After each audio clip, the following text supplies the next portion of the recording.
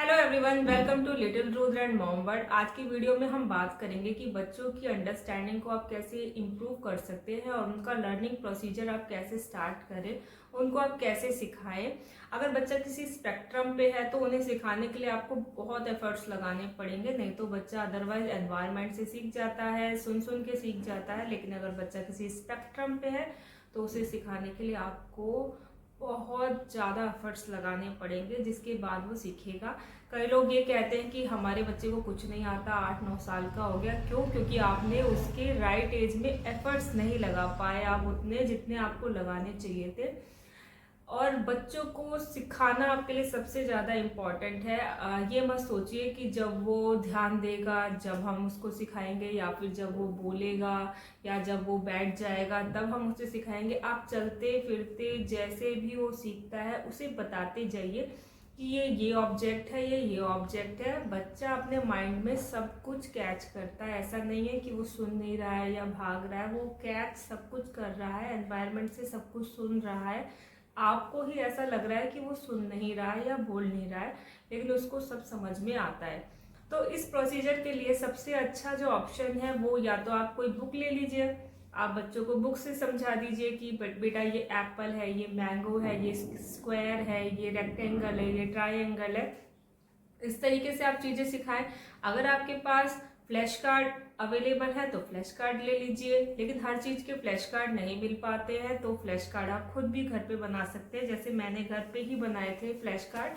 देखिए, जैसे ये मैंने शेप्स के फ्लैश कार्ड बनाए थे, तो फ्लैश कार्ड के थ्रू मैं उसे सिखाती थी कि ये स्क्वायर है, ये स्टार है। अब उसे सब कुछ आता है। मेरे बेटे को अर्ली एज से ही बच्चों को सिखाना शुरू कर दीजिए, चाहे बच्चा नॉर्मल है या किसी स्पेक्ट्रम पे है, इट डजेंट मैटर। मैटर ये करता है कि उसको आप सिखाएं। सिखाने से ही बच्चे की अंडरस्टैंडिंग भी इम्प्रूव होगी और बच्चे के अंदर सब चीज़ें जानने की क्यूरोसिटी भी आती है, बच्चे का आईक्यू भी इंक्रीज होता है। गाइस, जैसे मैंने ये बना दिया था उसके लिए, हर बॉडी पार्ट्स के लिए, जैसे हेड बनाया, सारे बॉडी पार्ट्स मैंने खुद बनाने की कोशिश की। जो अवेलेबल होते थे उनकी पिक्चर काट लेती थी, नहीं तो उनको ड्रॉ कर देती थी। जैसे हाथ से हैंड्स को मैंने ड्रॉ कर दिया, क्योंकि एक ही हैंड की फोटो आ रही थी, तो मैंने अपने हाथ से ही ड्रॉ किया चीज़ों को। जो चीज़ अवेलेबल होती थी उनकी पिक्चर काट देती थी, नहीं तो अपने हाथ से ड्रॉ कर देती थी। इस तरीके से मैंने बहुत सारे फ्लैश कार्ड बनाए थे अपने बेटे के लिए। तो ये अपने आप, फिर जब आप बच्चों को सेंटेंस सिखाने लग जाए तो आप बच्चों को इस तरीके से बड़े फ्लैश कार्ड लगा दीजिए, उसकी पिक्चर चिपका दीजिए और लिख दीजिए, फिर बताइए कि what is this, this is national flag.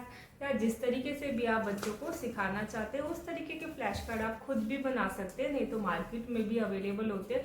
पर मार्केट में हर चीज़ के फ्लैश कार्ड नहीं अवेलेबल होंगे जो आप सिखाना चाहते हो मे बी।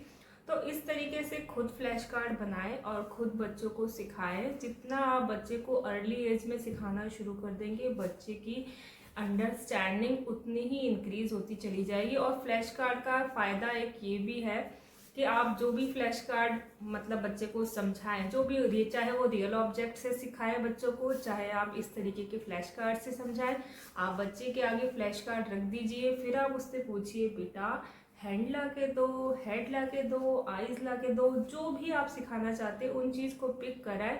और उससे आपको भी ये पता चलेगा कि आपके बच्चे को कितना आता है और उसके बाद हमें क्या सिखाना है। तो इस तरीके से आप बच्चों को फ्लैश कार्ड के थ्रू सिखा सकते हैं। तो गाइस, मिलते हैं अपनी नेक्स्ट वीडियो में कुछ और टॉपिक लेके। Bye guys.